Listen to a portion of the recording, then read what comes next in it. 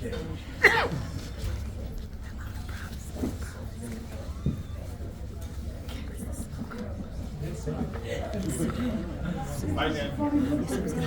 don't care.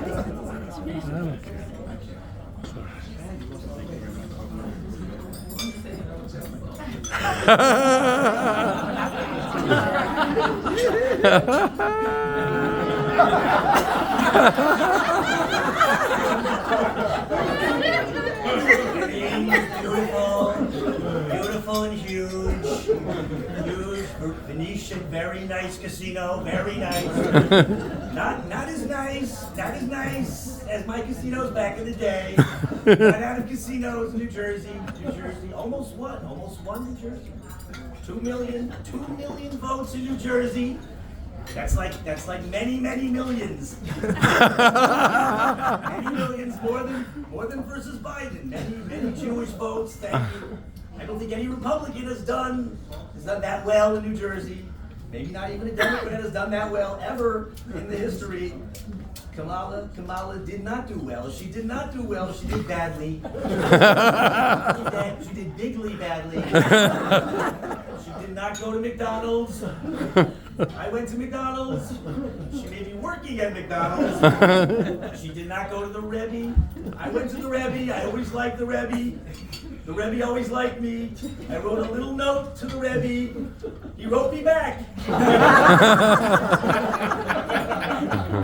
Naftali Bennett, great guy, Naftali. Hasn't called me yet. Bibi called me. Super quickly, he called me.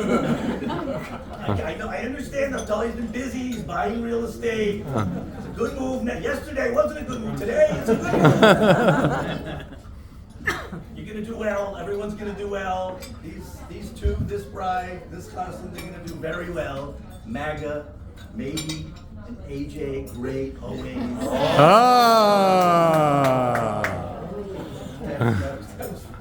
I got a text this morning. I have to do that.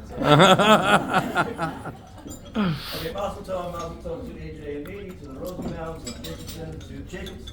And to the Bennett's, Wilsons. I want to start by giving praise to Naftali. I think he took it a little bit on the chin Friday night. So I mentioned last year at Moshe Sheva Berachos that ever since Naftali has stopped playing organized hockey, he has sought ways to channel his innate need for combative, high-contact, physical contact in the form of attacking regular shulgoers like myself.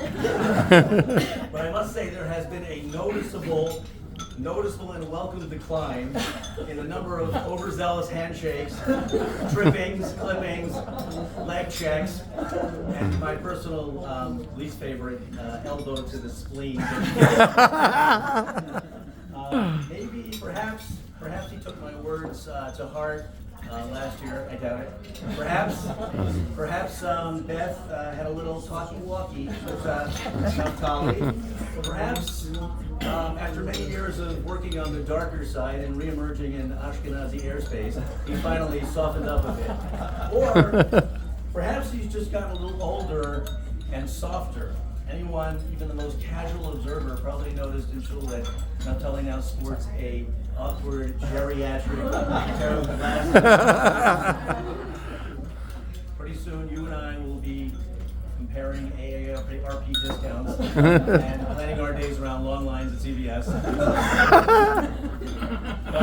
But don't worry, if you're mocking on May of Brachos, you're almost a cinch because the Usher Yusser account goes.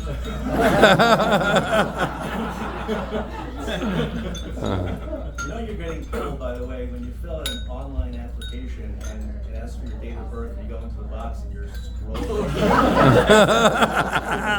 By the time you get to your date, you feel the arthritis. Anyway. So I appreciate the reduced aggression, and I'm hoping by the time that Abby is married, I can walk in the show and feel safe. The Bennetts goes without saying. We love the Bennetts. Dubin's always big fans. We aspire to their level of achdus, positivity, calmness. I recall one in particular story where Motzei Yom Kippur, we were looking for a light for Havdalah. We didn't have one, and Beth said, "Oh, just come over to us." So we came over a little bit later, and unbeknownst to us, they were going to Eretz Yisrael in like 2 hours. Everybody was lined up wearing matching Adidas jumpsuits. Everyone had been prepared a sandwich ready to go. And Beth offered to make us a meal. I couldn't believe how calm everything was. I mean, I turned into, my wife can attest, I turned into Frankenstein whenever I have to go to the airport, be in the airport, or come from the airport. Beth is really, as my wife always reminded me, an Uber mom. We gave her a ride in the car just a couple of weeks ago, and every 2 minutes, that signature ringtone. Hi, AJ, I will be going at 3 for the airport. Hey, Yitz, what time is game at Island Garden? Hey, Abby, the candy cream is in the third shelf on the left. But AJ, as Jeff mentioned, there was one speech after another testifying to how he's an unknown, how he's a masmid, how he's a great friend, a family man, and I'll just, from the perspective of having worked with us this summer, give you a little bit of a dose of each one of those unknown. So I find out after the fact that he was contemporaneously doing online classes, his regular learning schedule. He was compiling notes from Rabbi Tobolowski each year. I think one of your friends mentioned that, and dating someone from Passaic. I only found out after the fact. He didn't say a word about it. Masmi. So occasionally I go into his office and I say, AJ, would you like some help with anything? You know, Excel spreadsheets, where to look, for some of the research, and always says thank you, never really need any help. And as I'm leaving, I turn around and I see the Sefer come out from under the desk. Good friend, he went to a friend's wedding in Cleveland during Chicago, close. Okay, outside New York, during this entire thing while everything's going on. Family man. Around 11:30, 12, everybody starts to talk about, the big hawk of the day. What are we having for lunch? When the market's not cooperating, we generally don't have, just in case we lose our lunch. But we talk, I go into AJ and say, okay, we're getting pizza today. Pizza, we have some sushi. No, thank you. So every single day, I'm pretty sure he went home for lunch. There's the family man. We never had an intern do that.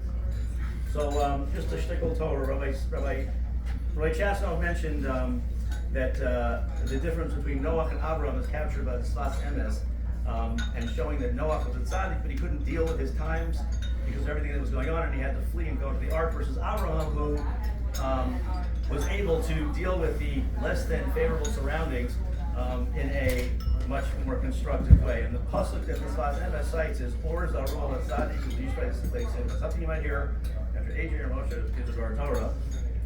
And I thought it was interesting. Rashi in Tainis says that there's a tzaddik and he gets the or. The yashar, he gets the simcha. The tzaddik is always, the yashar leiv is greater than the tzaddik.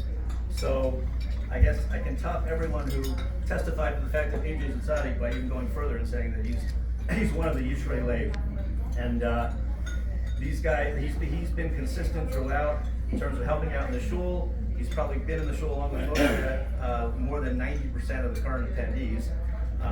They're always helping set up kiddush, al shudas, laning, davening, consistency combined with knowing who you are, where you want to go, what you want to become. And you do it while being in all these different types of environments. That's someone who's truly yashar. And when you get to that level, you can attain a level of simcha. So that's the simcha of the Yishrei Leiv. But I also thought it was interesting.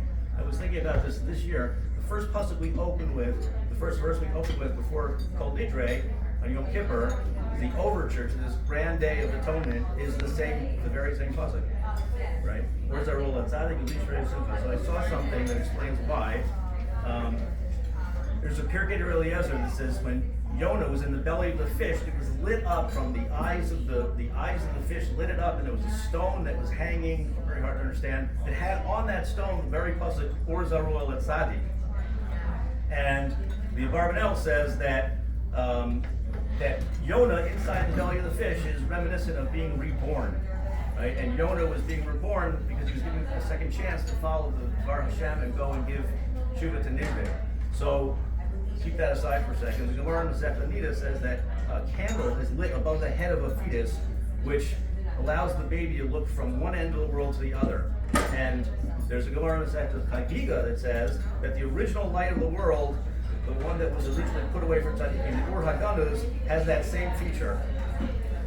So there's also in that same that same page in Masechtas Nida says that the very first shavua that a baby takes is to swear to be a tzaddik and not a rasha. Never saw that before. So you take all those combined, it kind of starts to make sense why you say that pasuk before Kol Nidre. It's as if Yonah was being reborn and was recognizing that original light and giving a second chance to be reborn and to live up to the promise and the potential that he had sworn to in the beginning. And that's why we say Kol Nidre right afterwards. Perhaps it's not crazy to suggest the same pasuk could apply to the Chassan and Kala. Chassan and Kala just have their own individual Yom HaKippurim. They're being reborn together and aspiring not only to the level of a tzaddik, but keeping this Asemis in mind to the level of Yishrei Leiv, right? The Yishrei Leiv is plural, so the Chassan and Kala are aspiring to be even higher level. So my bracha to you guys both is to build a home together that sees that same light always and the great possibilities that it represents to dream big, to radiate that light to one another and your family and all of Klal Yisrael, and through doing so and recognizing the ultimate accomplishment of that, at the time when that hidden light that was in us is revealed to everyone, being a Rabbi Yamina. Mazel tov. Mazel tov.